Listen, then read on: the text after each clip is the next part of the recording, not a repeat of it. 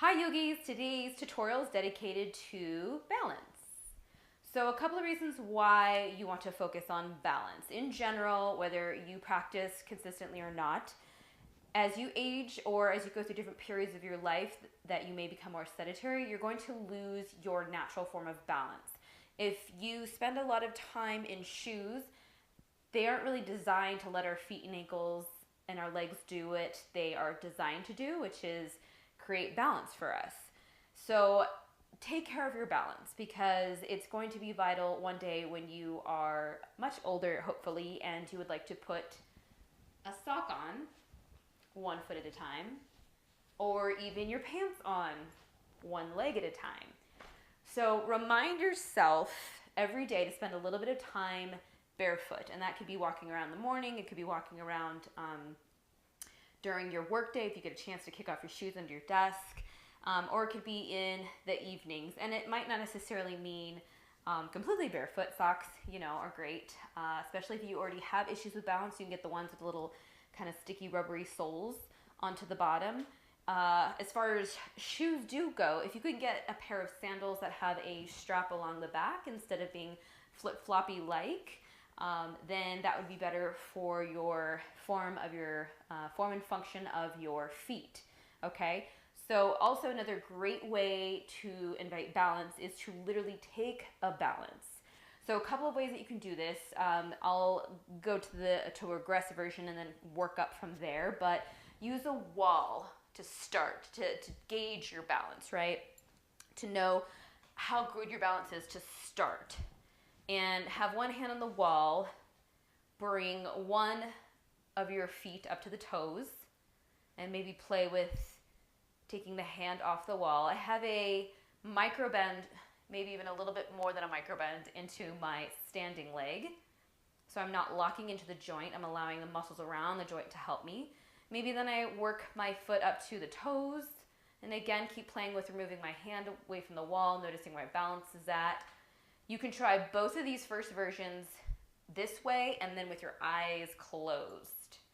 And if those seem like great, no problems, you've tried both legs, maybe you notice one is easier to balance on than the other, then you can move to the next level, which is to allow your foot to come completely up. Your hand really comes away from the wall at this point. Maybe you extend the leg forward and back. Trying to keep a nice tall upright position. You can even take the challenge even deeper by bending big into your front standing leg and then stepping it back and then taking that forward again. That's going to create a lot of strength in the foot. It's going to create a lot of strength for the ankle, for the leg. And when you do it, try to take it really slow and set it down really quietly. It doesn't matter how far you step back at first. It might be just a little baby step. But as you get stronger, it can bend lower, then your lunge will go even further.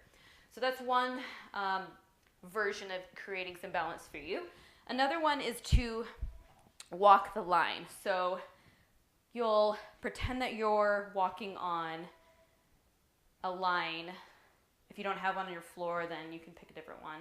And another way to think about this is heel to toe on a 2x4 or a skinny board. And just imagining being on that skinny board is going to make your feet, your ankles, all of it wobble a bit more because it doesn't want to fall off that board. And you'll move forward and back. And another really good one, see, even I would go wobble just thinking about trying to be on a board. Another great one is get a good stance going and start to work side to side. And at first you'll just come to the toes. And then as you work side to side, you'll start to come up off the feet, above the toes. And then maybe you start to bend into the legs, left to right, and really lift the legs as you move side to side. And as you get higher on each side, you'll lift the leg even more. And then you'll just return back to center. So as you start to work left to right, you'll notice where the balance becomes challenging. Go there, maybe a tiny bit further, maybe not.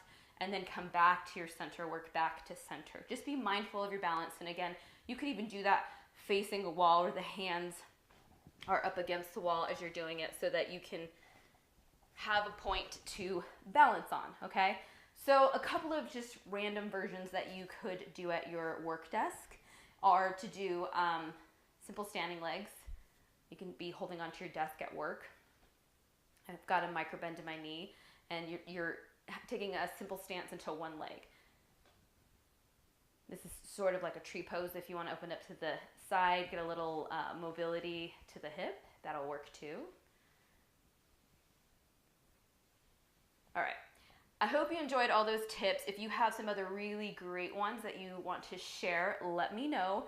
The more time that you spend working on your balance and then working also on your feet barefoot, heel to toe rocks, okay? Simple little things that you could be doing every day to make sure that when you are older and as you're aging, you keep as much balance as possible so that you have not only longevity and better overall health, but that you keep away from falls and other health incidences. If you are doing any of these exercises and you notice that you're wiggling, you're wobbling, that it feels hard, and that your ankle is moving around and that you lose your balance and you have to get back into it, that just means that it's working, that you're strengthening the feet, you're strengthening the ankles, you're strengthening the legs to help support you as you are trying to challenge your balance. Enjoy, and as always, namaste.